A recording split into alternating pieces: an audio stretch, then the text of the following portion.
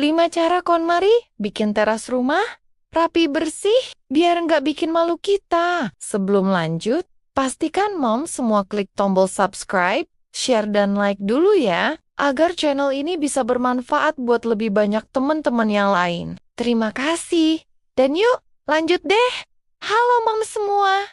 Semoga semuanya sehat selalu ya. Teras rumah itu kadang nasibnya paling tragis di antara bagian rumah lain. Ruang tamu dipoles, dapur dirapikan, kamar disemprot pewangi, tapi teras dibiarkan jadi gudang darurat yang enggak diakui. Sendal numpuk kayak antre minyak goreng zaman langka, pot kering berdiri tanpa harapan, kardus paket menumpuk seolah jadi monumen belanja online ibu-ibu. Padahal tamu, kurir, bahkan tetangga julid pertama kali menilai rumah justru dari teras. Sekarang apalagi tren rumah estetik lagi berseliweran di mana-mana, dari TikTok sampai YouTube, bikin standar kerapian naik drastis. Sementara teras kita masih vibes pasar kaget. Makanya, judul tentang merapikan teras dengan cara KonMari ini bukan sekadar estetika, tapi soal harga diri ibu rumah tangga juga.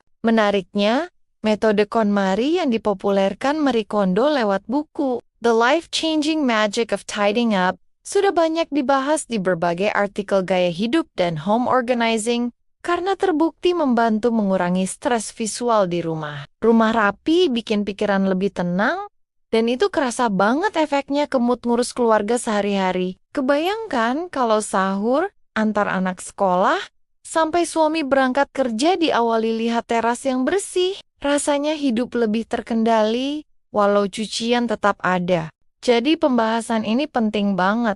Bukan cuma biar rumah kelihatan cantik, tapi biar kita sebagai ibu juga ngerasa lebih waras, lebih pede, dan enggak lagi deg-degan tiap ada yang berhenti di depan pagar. Cara yang paling pertama, keluarkan semua isi teras. Ini momen paling jujur sekaligus paling menguras tenaga. Karena selama ini kita merasa teras cuman agak berantakan.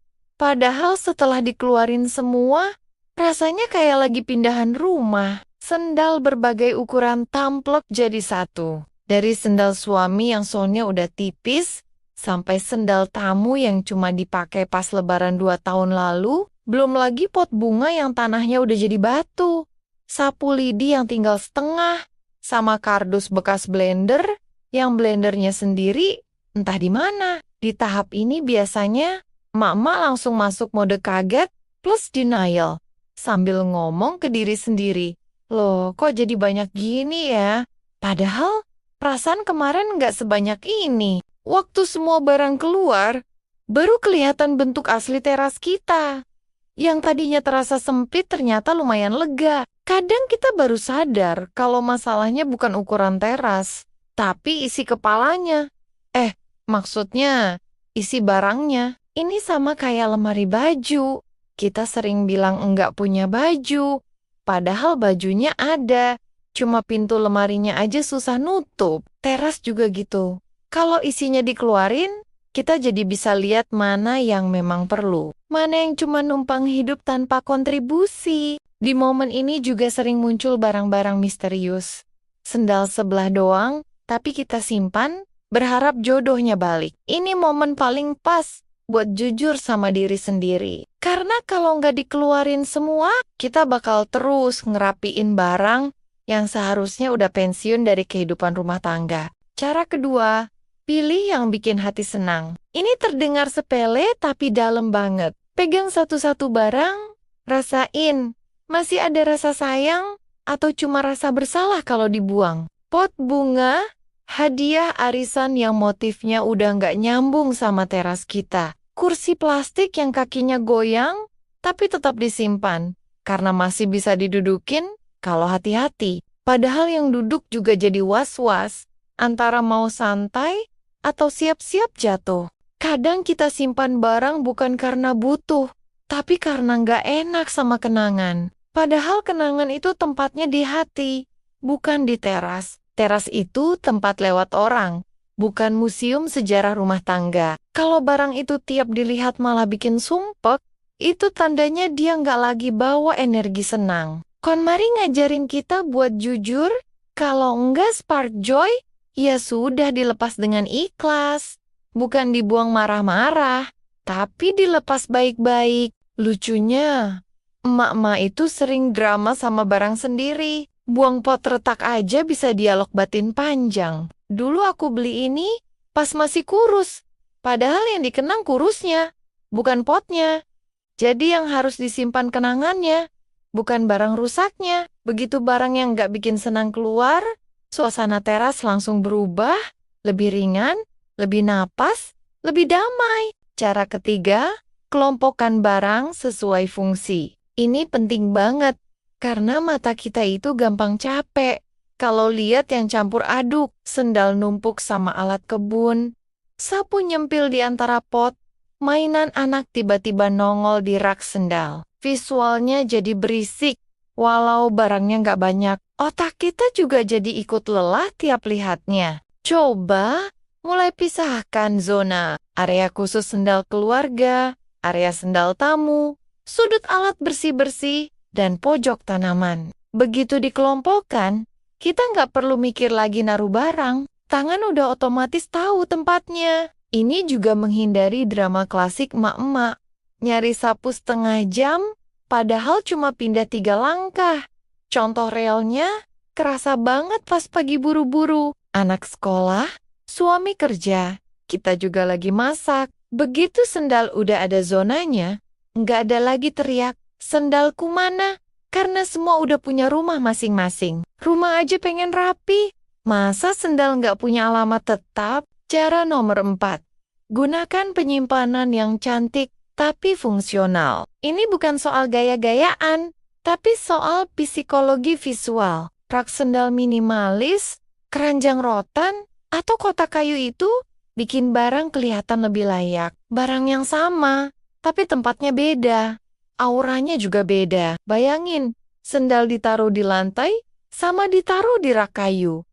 Fungsinya sama, tapi rasanya beda. Yang satu kayak kos-kosan, yang satu kayak rumah yang dirawat. Kita sebagai emak-emak juga jadi lebih bangga. Ternyata rapi itu bukan mahal, tapi niat. Dan ada efek samping lucu. Kalau tempatnya cantik, kita jadi nggak tega naruh sembarangan. Jadi lebih disiplin tanpa dipaksa. Suami pun biasanya ikut-ikut rapi. Walau awalnya karena takut dimarahin. Tapi nggak apa-apa. Yang penting hasil akhirnya rapi. Cara kelima, sisakan ruang kosong. Ini yang paling sering gagal. Setelah rapi, kita ngerasa masih ada ruang, lalu mulai nambah dekor, tambah kursi, tambah pot, tambah pajangan. Ujungnya penuh lagi. Mak tuh kalau lihat ruang kosong suka gatal pengen diisi, kayak lihat toples kosong pengen diisi rengginang. Padahal ruang kosong itu penting buat napas visual. Teras jadi terasa lega, bersih, dan tenang. Orang lewat juga lihatnya enak. Kita duduk sore minum teh, juga rasanya lebih damai. Nggak harus mewah, yang penting nggak sumpek. Ruang kosong juga bikin aktivitas lebih leluasa. Anak bisa duduk pakai sepatu, suami bisa selonjoran sebentar, kita bisa nyapu tanpa nabrak pot tiap 2 detik. Jadi kosong itu bukan sia-sia, tapi investasi kenyamanan. Dan secara emosional, ruang kosong itu kayak jeda dalam hidup emak-emak yang biasanya penuh. Dari dapur, cucian, anak, suami, semua numpuk. Begitu punya teras yang lega, walau cuma 1 meter, rasanya kayak punya ruang napas sendiri. Tempat recharge tanpa harus keluar rumah. Makanya 5 cara ini kelihatannya sederhana. Tapi efeknya dalam, bukan cuma bikin teras rapi, tapi juga bikin hati lebih enteng. Karena kadang yang bikin kita capek itu bukan kerjaannya, tapi barang yang nggak selesai-selesai kita urusin. Dan dari teras kecil yang rapi, pelan-pelan energi rumah ikut berubah jadi lebih hangat dan menenangkan. Kadang yang bikin teras berantakan itu bukan rumahnya yang sempit, tapi kitanya yang kebanyakan alasan. Barang rusak disimpan. Katanya masih ada kenangan. Pot pecah. Dibilang masih bisa dipakai. Sendal numpuk alasannya buat tamu. Padahal tamunya setahun cuma datang 2 kali. Kita sibuk beresin dalam rumah sampai kinclong, tapi lupa wajah pertama rumah malah minta tolong diberesin. Ironisnya lagi, kalau lihat teras tetangga rapi, kita bisa langsung mode kompetisi dalam hati.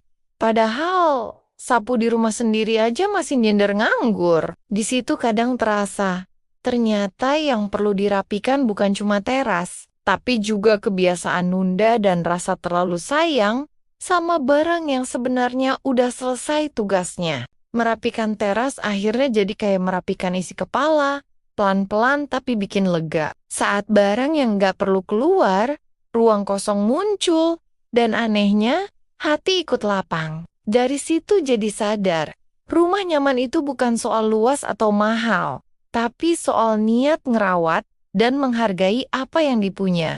Nggak harus langsung sempurna, yang penting mulai dulu.